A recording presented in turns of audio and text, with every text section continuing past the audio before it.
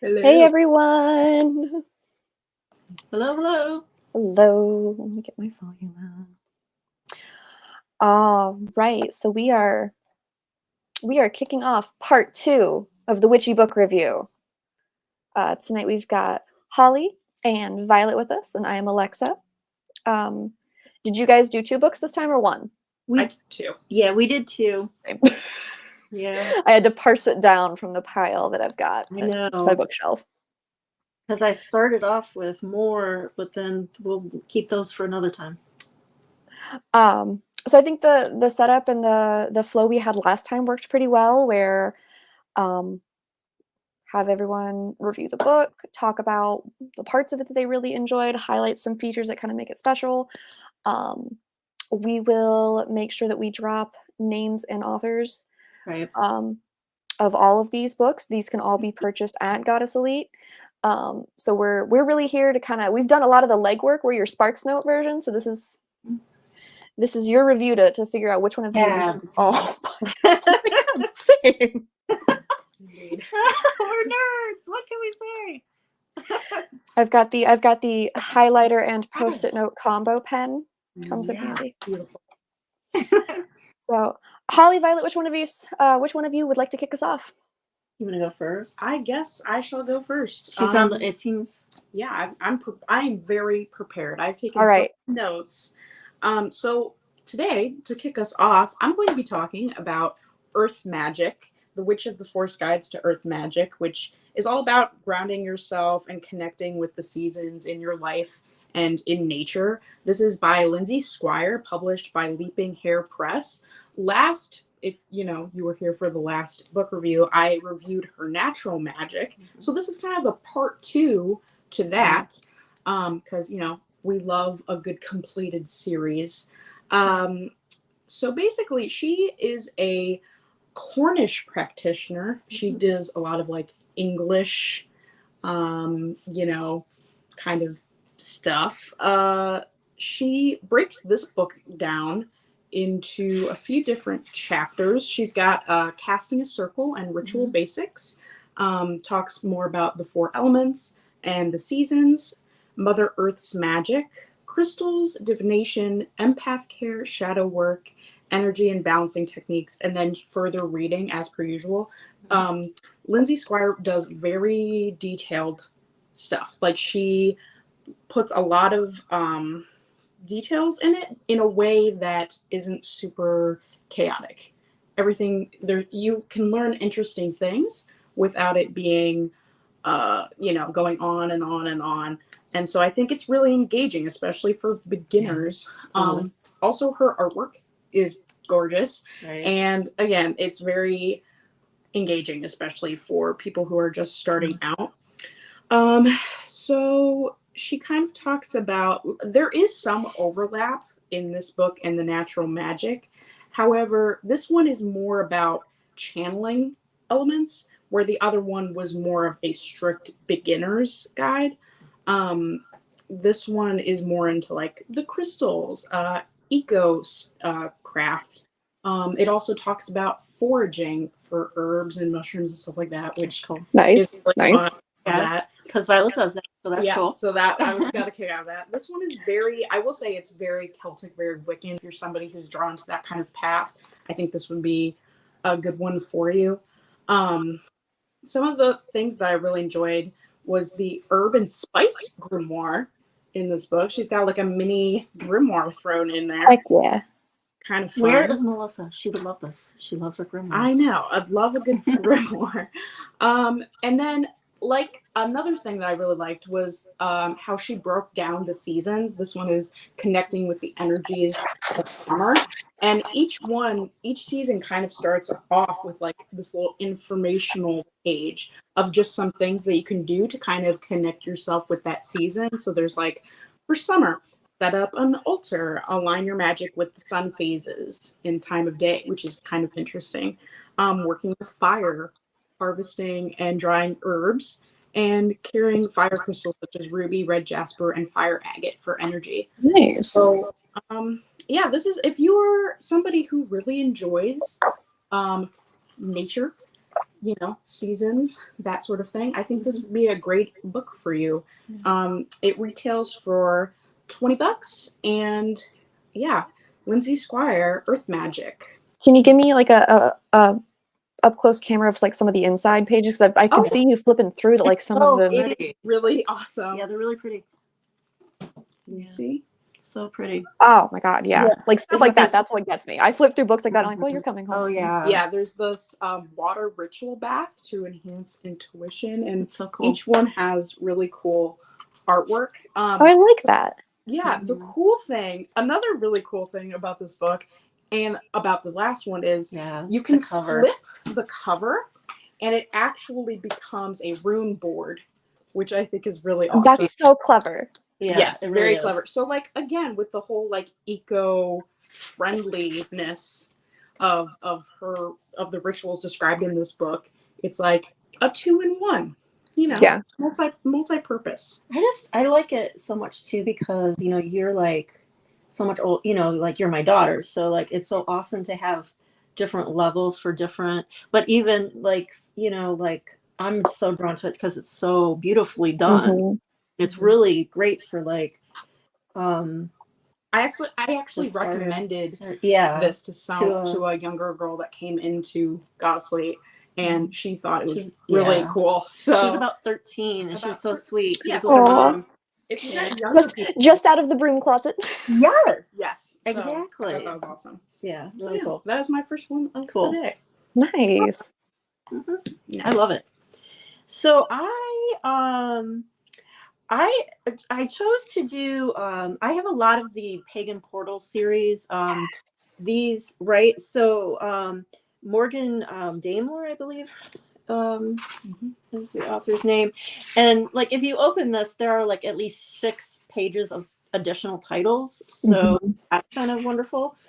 These are great, like if you are interested in something, but you just want to sort of like get your toes wet and then see where it leads you.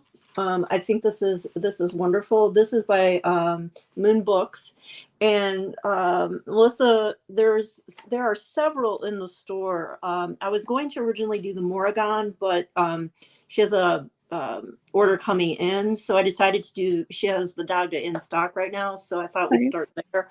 So we'll keep the others for later, but it's wonderful because, like I said, there's a lot of Celtic titles in here. I know I have the Morrigan, I have the Raven Goddess, Bridget, the Kaliak, the Dagda, and I think Irish Magic as well. But there are also, I think, you know, like,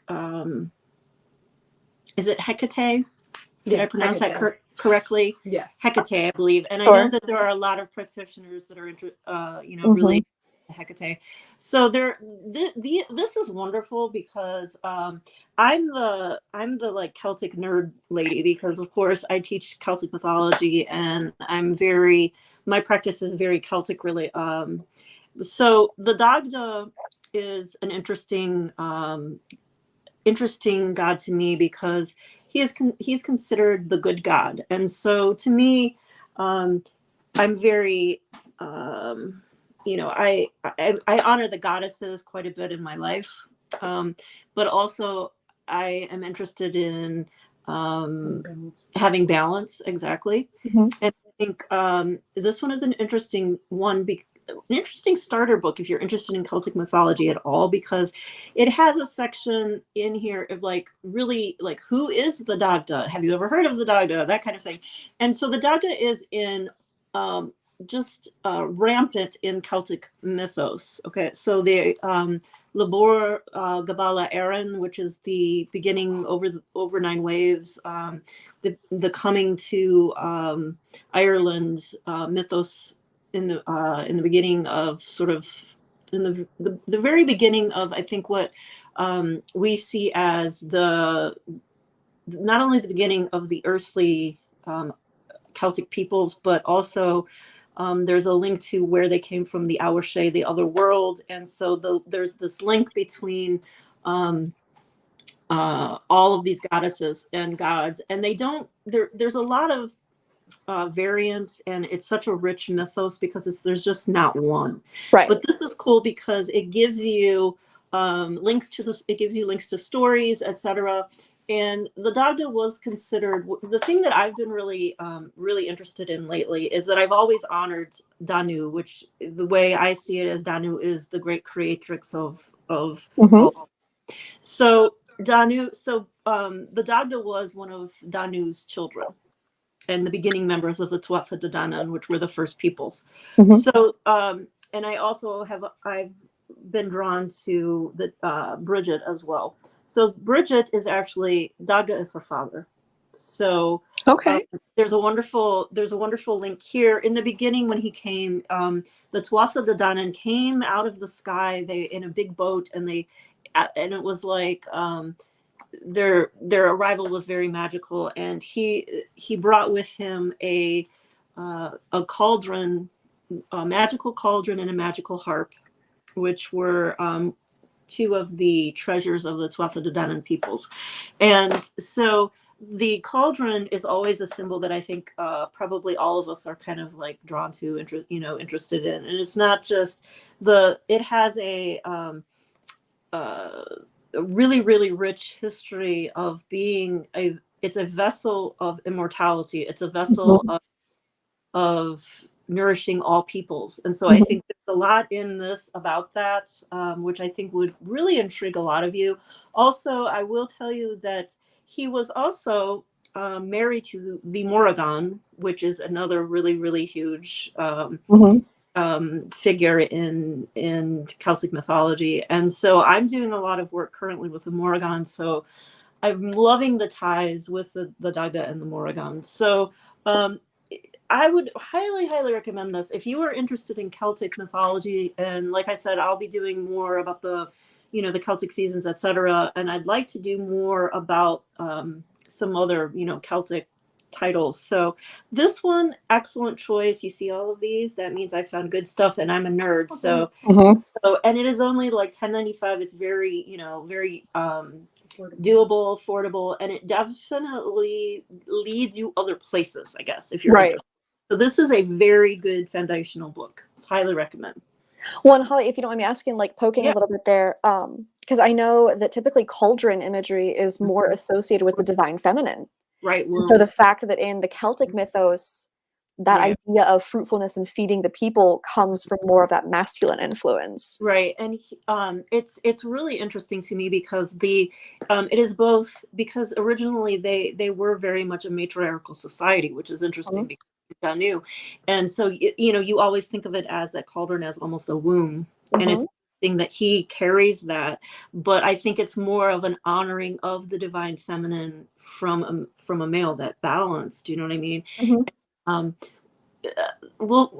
we could talk about this all night. 'Cause, I like just thought it was really interesting because I've never heard but of the yeah, Dagda there's some before. wonderful, wonderful ideas. I would love to talk about this more at some point. We'll Definitely. we'll circle back to that one. We'll circle back to Yes, that we'll one. figure this out because yeah, I there's so much. And when we're having a Lunasa celebration on the 31st, Okay. and we'll talk more about that then as well. If you're interested, Excellent. you should come.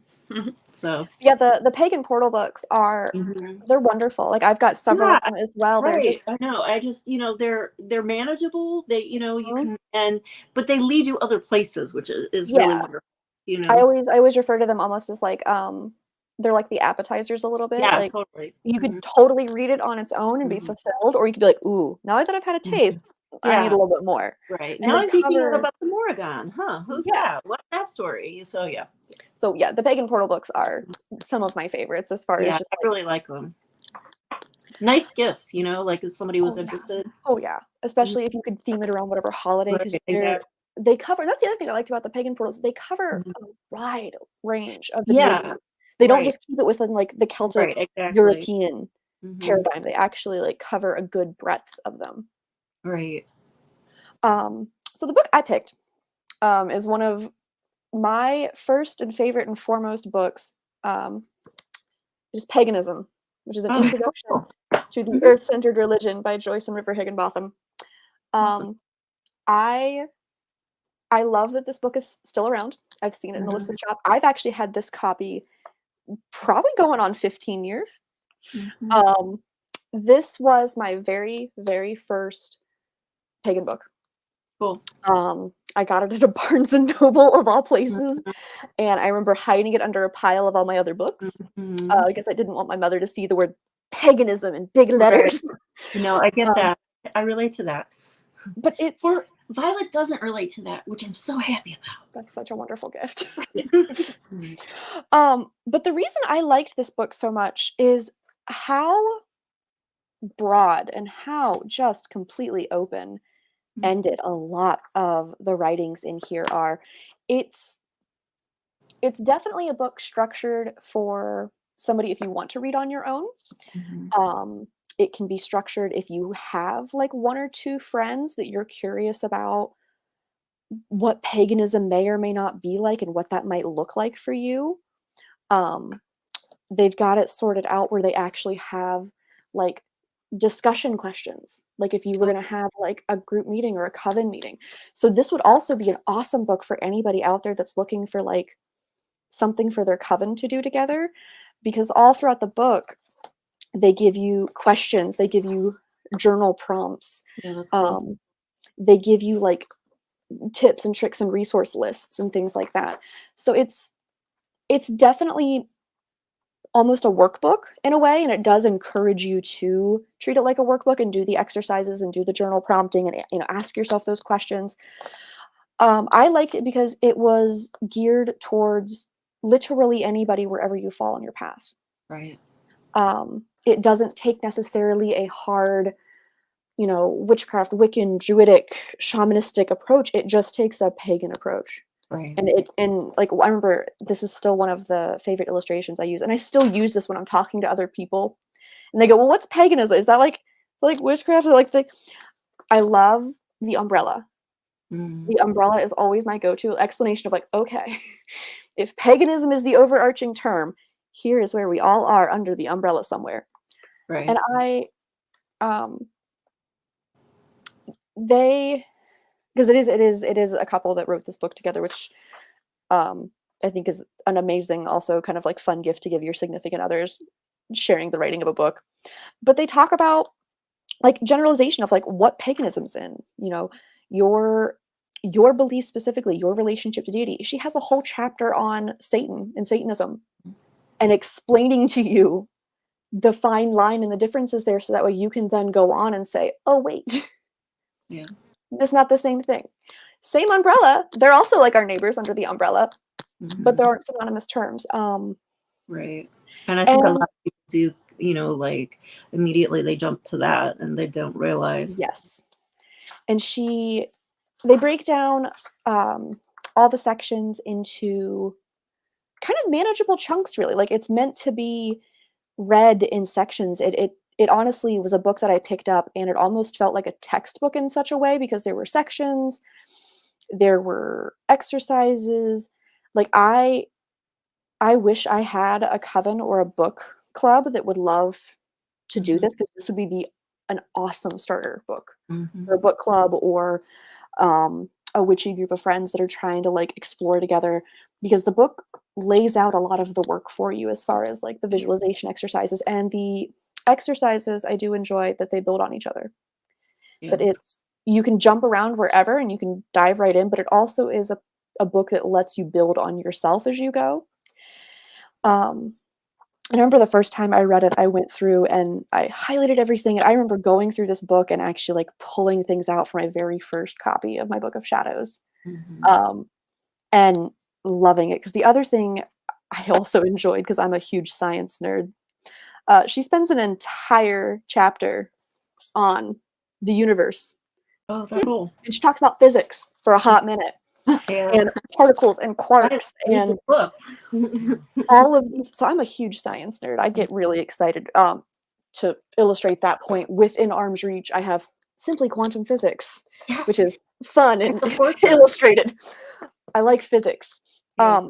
But she spends a whole chapter talking about the marriage and the function between science and physics and magic, and Mhm. how both of them are so deeply interwoven with each other. And I love that, because I was somebody who, when I came to the practice, I didn't know what I was.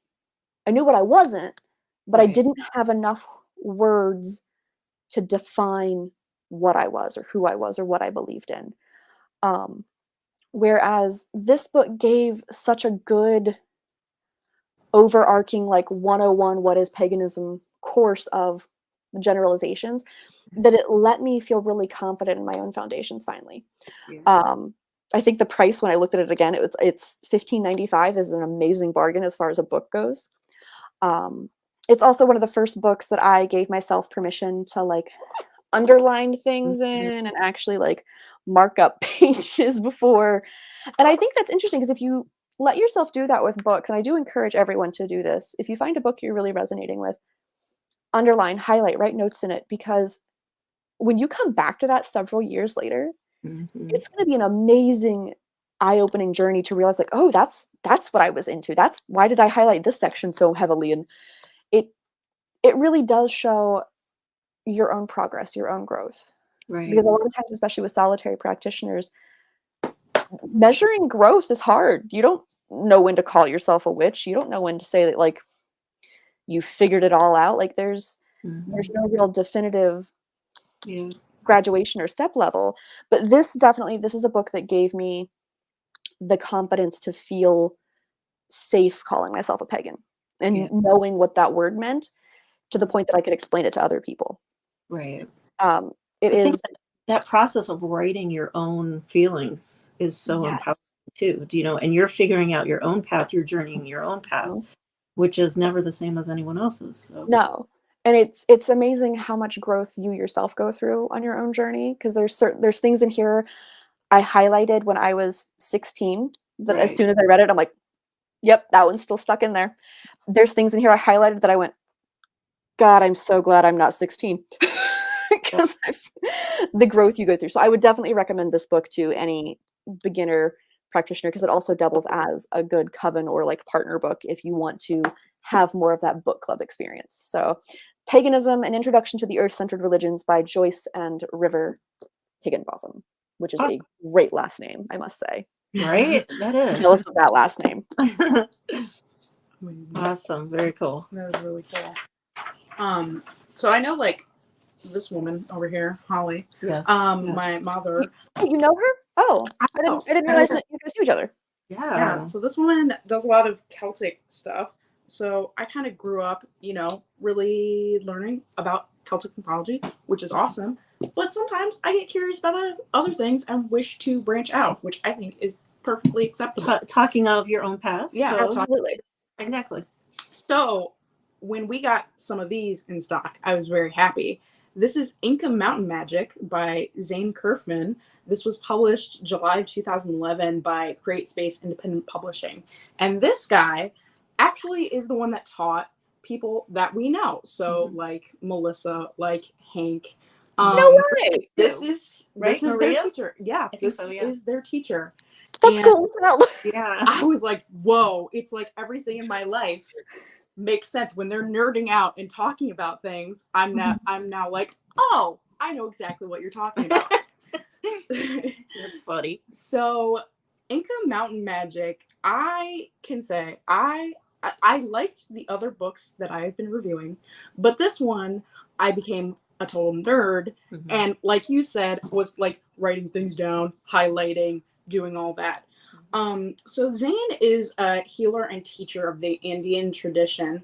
And this book is less of kind of like, this isn't really like a training book or anything like that. It's more of a history, mythology, and book about the path in general. Okay. So he talks about the Kiro Nation, which are basically like philanthropists, etc., believe that these are the native descendants of the Incas, and they are located in a very rural, isolated part of Peru. And their religion is less structured and more spirituality based. So this is basically all about like changing your life, finding personal power, and ultimately reconnecting with nature and the things that make us all human. And like they believe a lot in like working energy, living energy. Everybody is made of energy. And so I thought that was a really like eye-opening thing and made a lot of sense. So he breaks this book down into a few different chapters, and then there are kind of like, you know, more specific things within each chapter.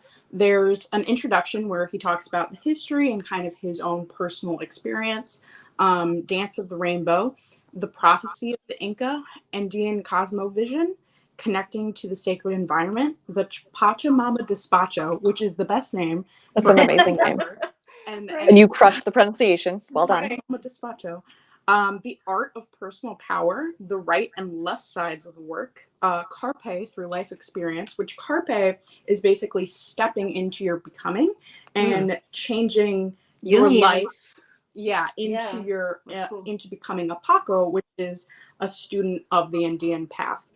And then there's also dream weaving. So there's a lot of information like put in a not very large book, and I loved reading it because it was so fast paced. I'm kind of I like to like get to the point quickly, and that's exactly what he does. And this was like such an engaging book, and nothing that I got like bored with easily. Because he just talks about so many like cool things. And if you are somebody who kind of sticks into one tradition, I highly recommend this book because it kind of helps you branch out and look at things in a different way. And especially if you're even remotely interested in like, you know, South American, like getting out of westernized thought, I think this is a really good introduction. And another thing that I liked about this is that there's actually a glossary and a pronunciation guide. So all of the new terms that you're learning in the book, you can actually learn how to pronounce at least somewhat correctly. And then because, you know, these are new words, it kind of just talks briefly about what each term actually means. That's cool. So yeah, I thought this was a really cool book, and I feel better reading this book as like an introduction to learning about this tradition, because it's somebody who's actually been through it, gone on the journey. I know she was excited. She was telling me, you know, like it wasn't one of those things where a Westerner came and like sort of was like, hey, I'm going to intrude into your space and your spirituality. No, he was actually invited into cool. this nation of people, and he's been asked to be like a I can't pronounce this one, Kacharuna, which is bridge between cultures.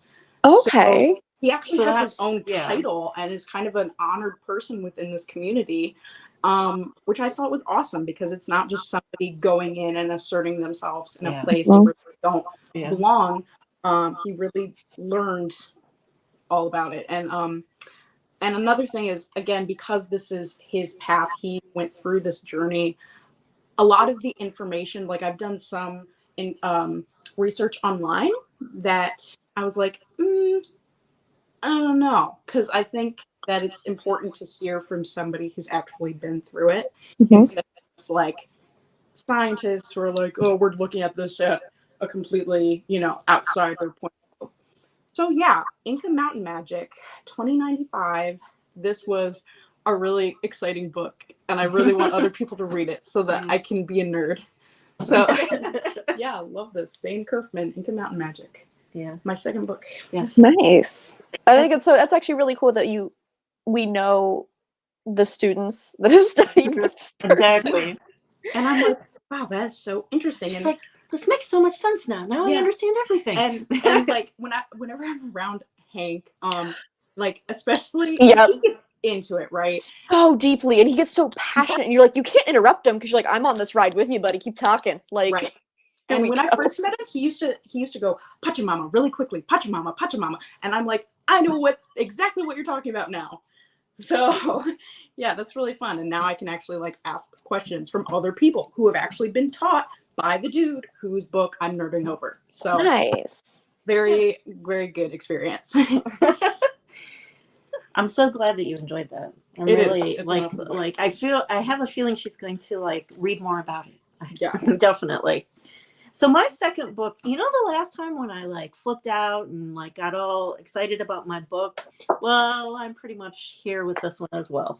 So this one we started like sort of beginning, and then this one is a much more intensive book. This is called Celtic Lore and Spellcraft of the Dark Goddess, Invoking the Morrigan. It's by Stephanie Woodfield, who is the more I did more research about her, and she is definitely well known in the study of the Morrigan tradition and the practice. This is a Llewellyn book, definitely.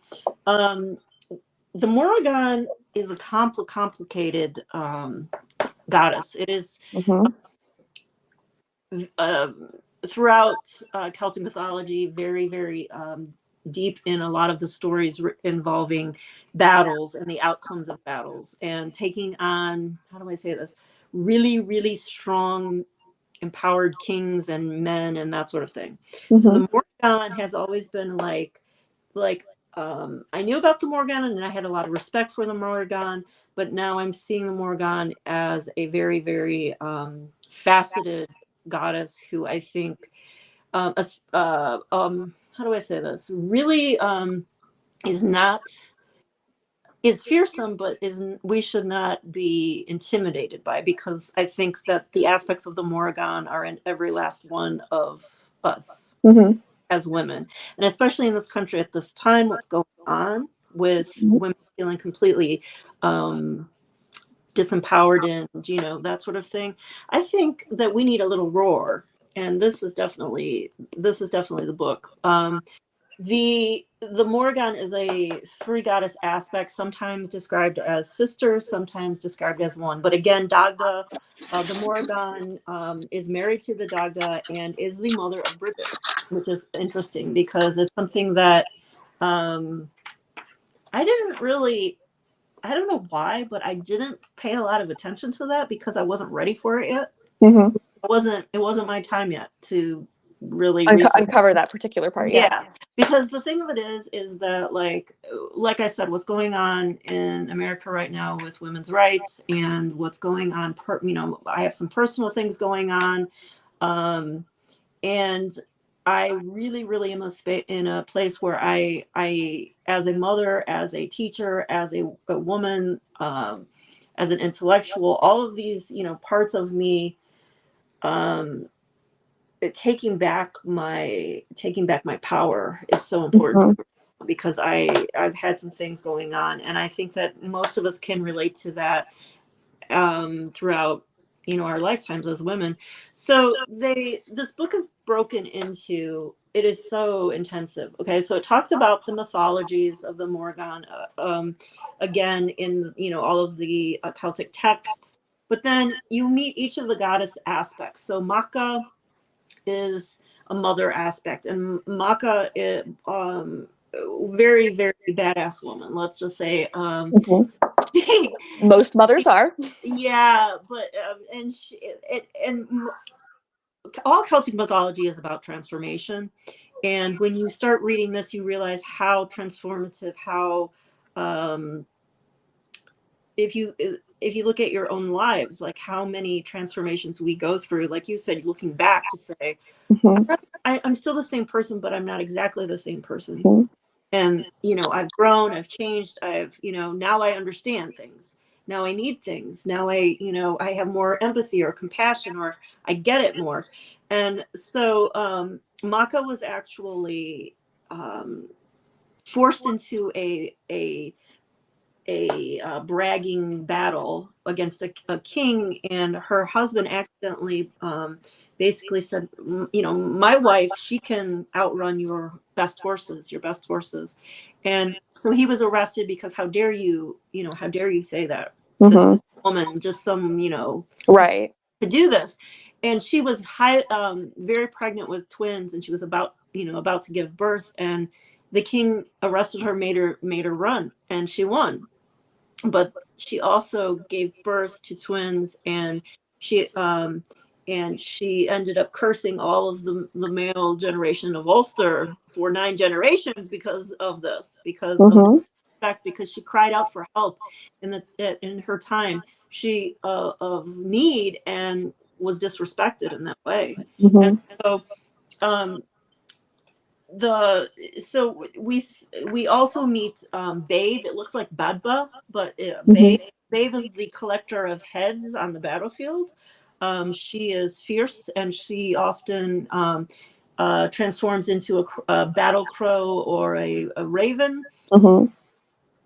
Uh, Many times, the outcome of the battles had a lot to do with her help. Mhm. Or maybe if she didn't like you, she might go the other way. So Right. yeah, you know, that kind of thing.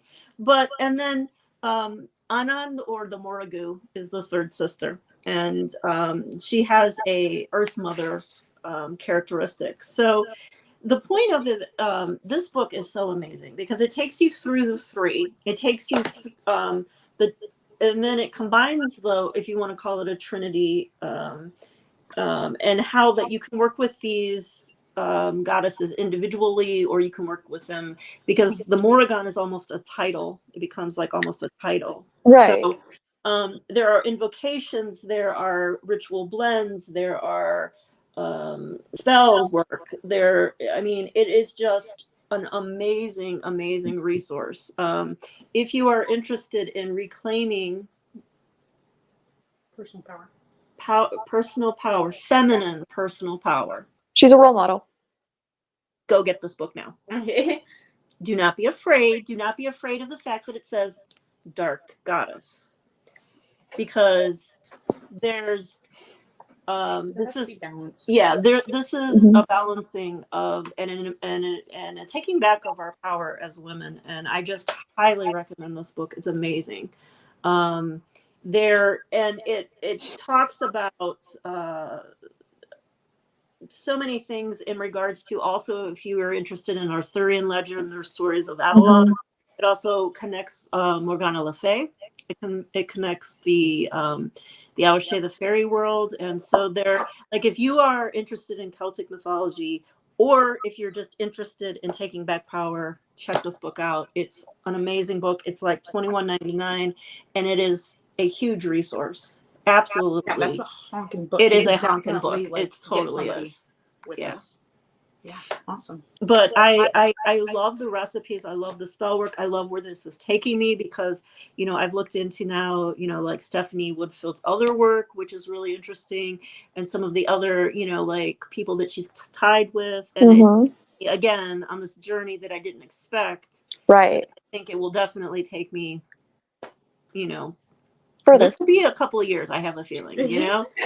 So, Well, I think I like yeah. the fact that you mentioned that really the Morgan is that embodiment of change, and change in everything, that we're constantly changing. And I think it's so funny because almost every one of my, like, when I actually journal out in my book of shadows or my grimoire, I almost always say much has changed, Right. because I'm going back and I'm reading previous entries and I'm going like, oh my god, like there's so I've always loved that idea of that fluid transformation Right. within our deities.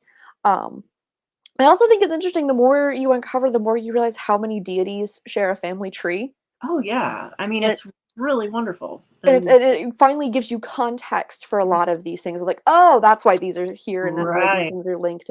Especially since I know, like, the Arthurian legend, like that's Mhm. so popular in Right. social, you know, in media, TV shows, movies, and stuff like that. So everybody's heard of these words before, but doesn't really know where they go. Right. Um, so I love that. It's really, I mean, it's a deep book, but like I said, if you were, you know, if you were just interested in, you know, it's so well laid out that you could use pieces, parts of it. Mhm. I am like in a space where I need the dark god. I need this in my life right now to take back my power. But you could definitely use pieces, parts, what spoke to you at the time. So highly recommended. Awesome. Well, the second book that I would like to talk about um, is one called Morbid Magic. Mhm. It is the Death, Spirituality, and Culture from Around the World by Tomas Prower. Um, so I like death. It Mhm. fascinates the pants off me. I think it's just amazingly fascinating. I blame a lot of it on the fact that I'm also a Scorpio, and our whole realm is sexuality and death, and our tarot card is the death card, and I Change. But it's change. It goes right along with the Morgan. transformation. I have always had an affinity towards the idea of death, and I've recently, in the last couple of years, become the keeper of my grandmother's ashes.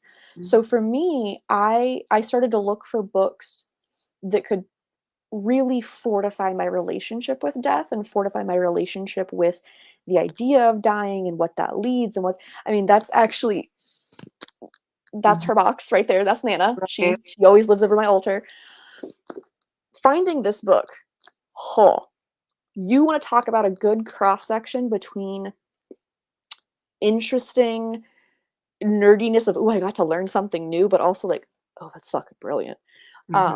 The way Tomas does this, and the other reason I picked up this book is because at the bottom of almost all of the pages, he has a works cited. He references things, and I love that. Right. Cite me a source. I want to be able to, and then of course in the back is like the 13 pages of just resources that he gives you of like, here are all the people I cited.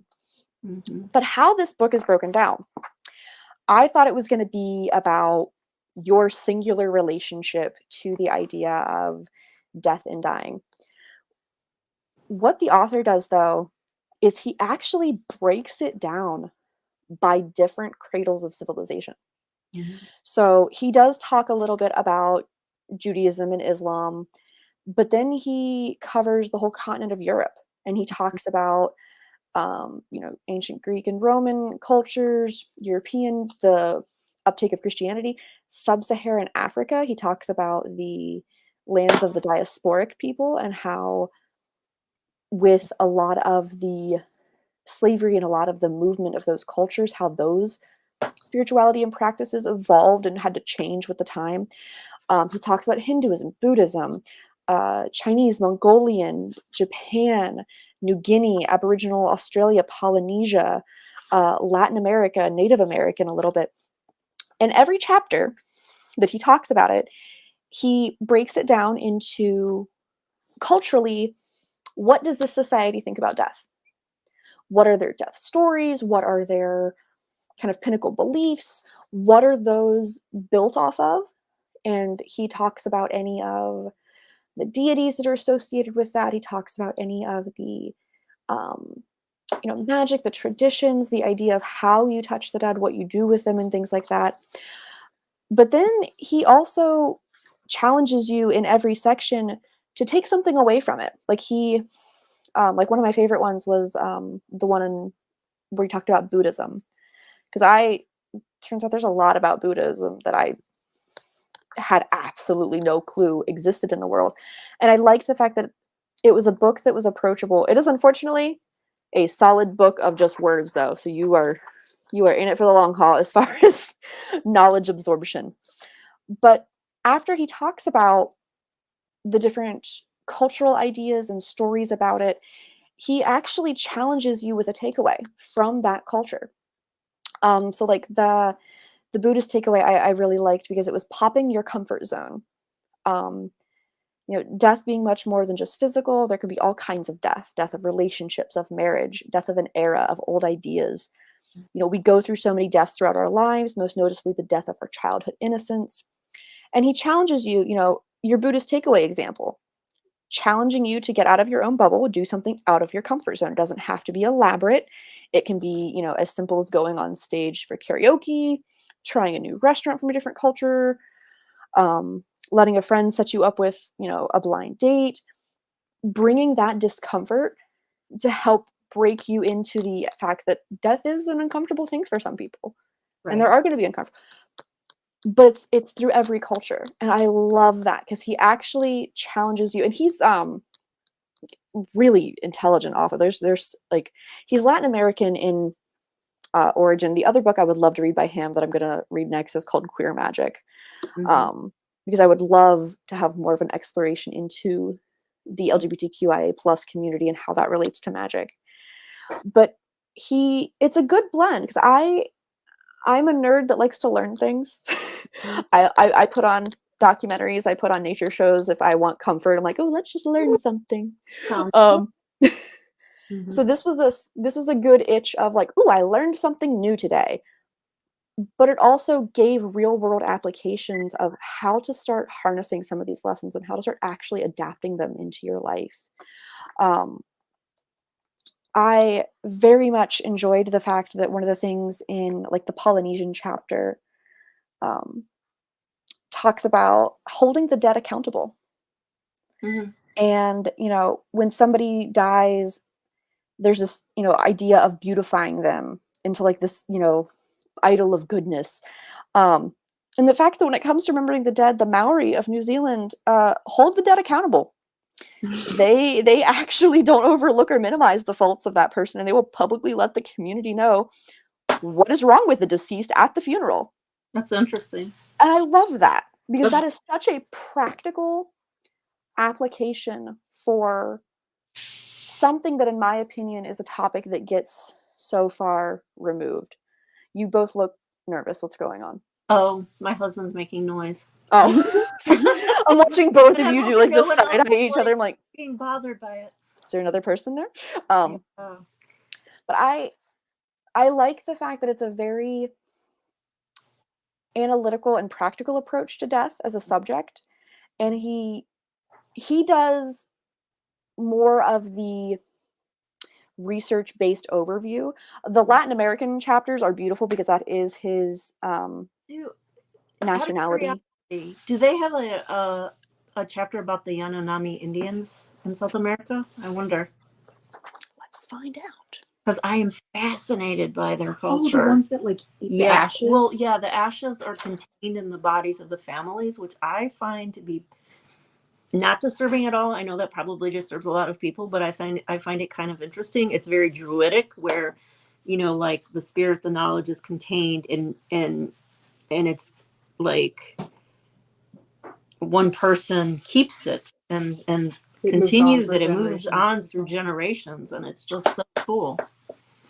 I don't know. I actually might have to like I said, this is a Yeah. pretty dense book. I just need to look at that book is what I need to do. I It's need to clever as hell. Like it really does do a good job of, and it talks about like even the like I remember the chapter on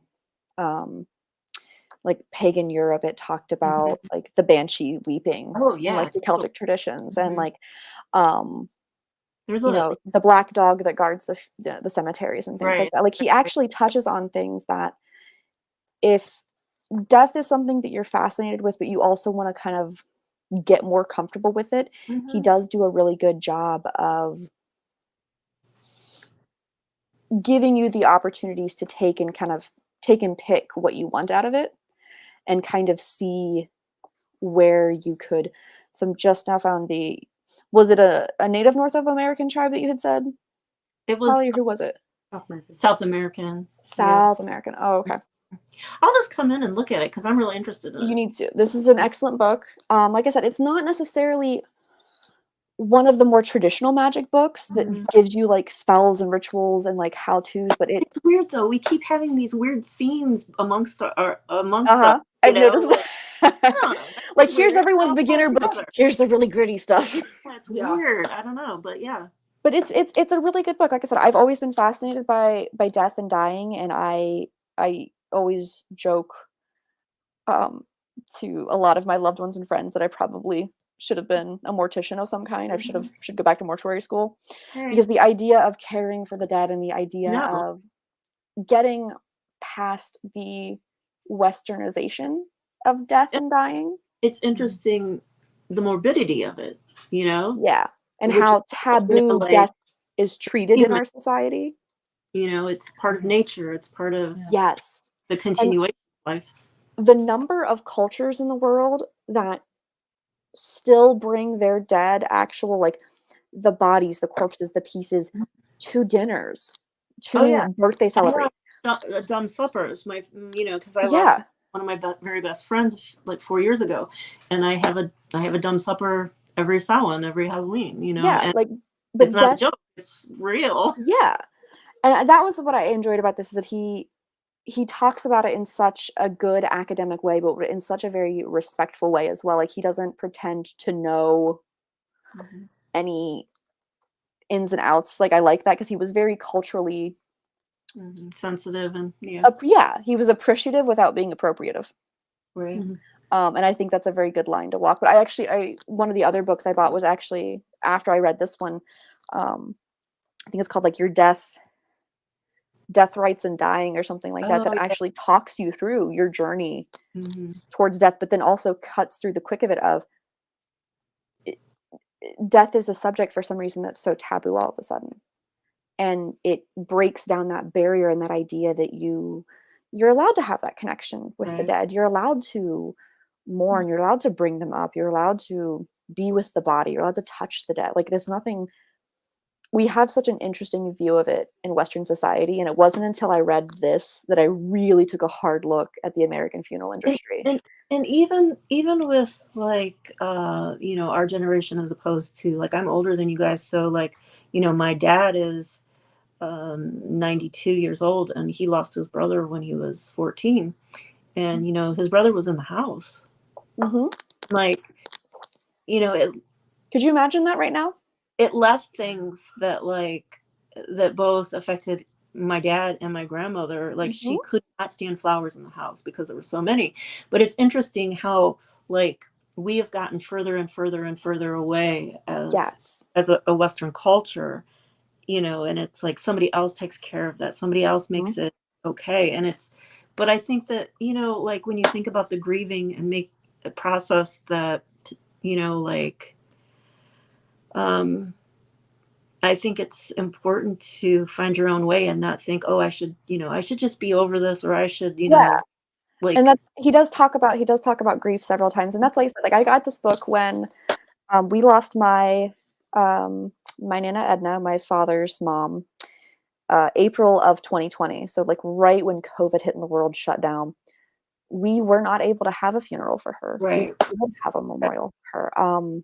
She was cremated. I didn't really get a formal goodbye, so which I discovered then just how bizarre the Western culture was with death, because I felt so removed. I couldn't get closure. I couldn't get my fingers on any form of closure. And then the fact that I ended up being the one that is now the keeper of the dead for my family. I seem to have that title as well. I have such a reverence for death and dying now, and how it's such a shame how arm's length we keep topics like this, because I definitely think it is a realm of empowerment. This is kind of like how you're seizing your power back as like female and fierce. This is me seizing power back over death, over understanding that these changes happen and I'm a part of them. Right. And I can accept them and still be sad about it. Exactly. Just because you accept it doesn't mean you have to not be sad. But it does help, I think. And death is such a hard topic for our brains to like rationalize too. And I think a lot of people like will start getting, like going down the pit of like, researching different things and thinking about different things, and then they're like, oh, never mind, shut this off, turn it off. Yeah. But like actually looking at it by a more subjective, like, this is what it is. Like, take it or leave it. Like, yeah. Like if you see how other people process this around the world, I think that's very helpful. I think that's, like, definitely. But yeah, I think it is kind of interesting that we all picked like a good a primer book of like, hey, if you're like newly out of the broom closet, we got you. Or all right, if you're ready to sink your teeth in a little bit deeper. Totally. Yeah. We got that balance. Well, I think that's what I like so much about Melissa's shop and Goddess Elite is the fact that like she does not cater to one end of the spectrum or the other. There are tools and resources there for wherever you are on your journey. I've always loved that, because you can go and you can get a Christian things that are related to angel work, or whatever. Buy your rosary, buy your candlelights, candles, like whatever. Yeah. And I also like the fact that everybody at the shop is also extremely open about sharing their experiences, and I've never come across, at least me personally, there's not a lot of gatekeeping that goes along at the store. Yeah. And I really appreciate that when it comes to magic, because I think that magic and witchcraft is one of those things that, well, like you said, there are so many women that do use it as a way to get their power back, to finally feel in control of something. And it's such a short walk from, oh, I'm finally in control of something and it's mine and nobody else has it, to, oh, but like now I have to keep you out of it too, or else you might take it from me. Like that's such a short walk. Right. And I always applaud shops and places and practices that encourage learning and inclusion. Right. Well, like you said, like I'm tickled to death about, like, we talked about Celtic and Incan Oh. magic. We didn't just talk about strictly European, like, Right. oh, Greek and Roman goddesses, that's it, full stop. Like, being willing to explore the different cultures, I think, is what makes magic truly accessible. Right. And I think that we all, I mean, every last one of us has, we don't, like, I hate labels. I always have, because, that's where a lot of my sort of personal trauma comes from. You know what I mean? Here's your truth. There you go. Yep. And Been so prescribed. I've always tried to encourage that in my daughter and others. Like, I think it's beautiful. I think other religions are beautiful, other practices, other journeys, and mine is too. So, Yeah. and that's a very empowering thing to realize, that it's okay to not just be, like everyone. Yeah. So we are coming up right on that 1 hour mark. We will make sure, I think Melissa does have outro. We'll make sure that we get the copies of all the books, like titles and authors and stuff, to Melissa. That way she can drop them in to the details of the video. That way, if anybody's watching this on playback, you can pick up the books. They are all available at Goddess Elite. Even if there's a book that you have seen there once but don't see it again, speak up at the front desk. Let someone there know, like, hey, this is the one I'm looking for, because chances are it will get dug up and reordered for you. Right. Exactly. We also have a lot of online options too. So if you're not, you've been crushing it with that, by the way, Vi. Like, online stuff have been, like, feel like every time I walk into the store, you are squirreled away in a back corner in front of a computer with your brow knit together, trying to get all of these things in the computer correctly. So I applaud your efforts, because you are helping the millennials and the Gen Zers of the world go click. Right. Yeah, I've been trying to also get, like, West Coast people. We had somebody on the live the other day during the store hours from Nepal. Like, we're really trying to, like, Really? everybody together. Yeah. Right. I think that'd be cool. I honestly think that we should do almost like not like a speed dating thing, but almost like a speed dating setup of speed religion, where, like, you sit down and you've got 15 minutes to give this person, here's the spiel of what I believe in, and they go, here's the spiel of what I believe in. Oh, I feel like Hank and Zach and, like, all those people. Could you imagine? Like, how fucking cool would that be? But that's the way to learn. That's the way to, and that's why I like the fact that we cover such a broad range of books whenever we do the book reviews, because diversity is the only way to grow. I agree. And I like the world, the universe, it's a very big place. Yes. And you are not alone. Right. Exactly. So I did shoot Melissa a message to let her know that we are wrapping up here. But yeah, I definitely think that we should continue this kind of this series of book review, because I definitely think I think it's good, and I'm always finding something that, like, I have to check that book out, and I think it's just nice, because then you get a real, some real feedback from real people, Yeah. So anyway, yeah. And I'm so excited, because it's like, had it not been, I feel like also doing this kind of pushes me to actually finish books instead of just buy them and be like, ooh, this is so interesting. Flip through, but Violet, I don't know what you're talking about at all. I totally don't have a stack of books on my shelf. Yeah, I know. So it's like, same. So I'm actually to be read. Yeah. Yeah. And also, like, seriously, this mountain magic. I'm like, oh, found my thing now. Yeah, Like that's through awesome. doing this, you're finding so many new, like you said, cool new things that I would not have looked at had we not, you know, been doing Well, this. I think that's an integral part of anyone's journey towards any sort of magical living is that you have to be willing to dig around and poke around to find what's yours. Like I said, like when I bought my paganism book the first time, I didn't know what I was. I knew I wasn't Christian, but I didn't have vocabulary words. I didn't have context to know that these were things set up in the world that I was like, oh, that's what I am. That makes sense. Yeah. Like, so leaving yourself open to new experiences and new cultures and new ideas and new practitioners, like, I always encourage people, again, like, which is why I did very much like some of the exercises he did in Morbid Magic of like, be uncomfortable. Put yourself, I mean, as long as you are safe, Right. be a little uncomfortable. Because when you're uncomfortable, you're pushing those boundaries, you're growing, you're making yourself question your stability and going, well, why am I uncomfortable? Is this a valid reason or is this kind of a silly reason? Okay, well, now that I think of it, it's kind of a silly reason. Like, okay, like I applaud anybody who's willing to reach out of their comfort zone to learn something new. Definitely. So I think Melissa is ready for us to wrap up. So goodbye. Great. Thank you. We'll see you next time. We'll see y'all on part 3. Right. Exactly. Adios. This has been fun.